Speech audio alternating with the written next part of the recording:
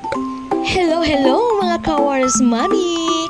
Isa din ba kayo sa mga katulad ko na sobrang maselan pagdating sa pagkain ng ating mga anak?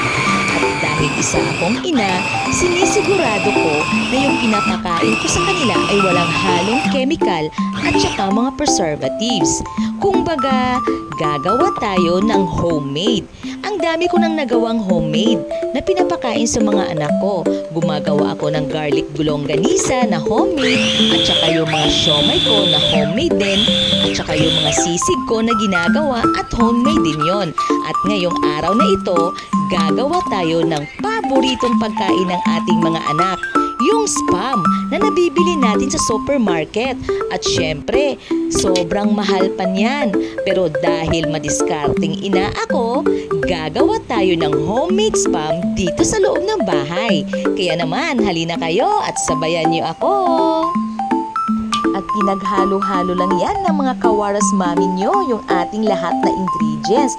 Meron tayong meat dyan, meron tayong salt, pepper, meron tayong harina, patis, at saka pinaghalo-halo lang natin yan. Minekos-mekos lang natin yan ng ganyang kadali.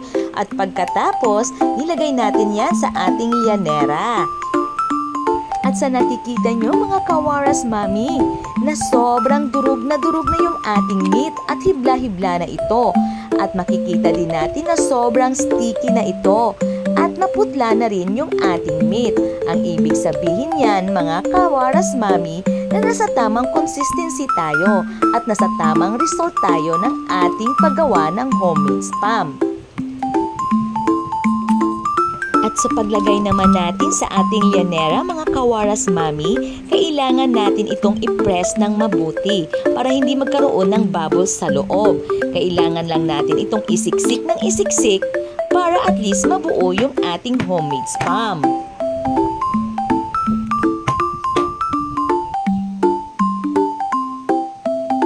At pagkatapos na natin itong mailagay sa llanera, is babalutin natin ito ng cling wrap.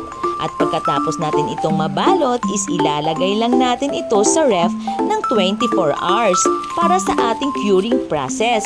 Pero kung nagmamadali kayo at gusto nyo nang kumain ng ating homemade Spam, pwede na rin itong 4 hours. I-steam lang natin ito at pwede na natin itong kainin at prituhin. At syempre, para mas maganda yung ating pag-cure ng ating Spam, is mas maganda na 24 hours natin itong ilalagay sa ref.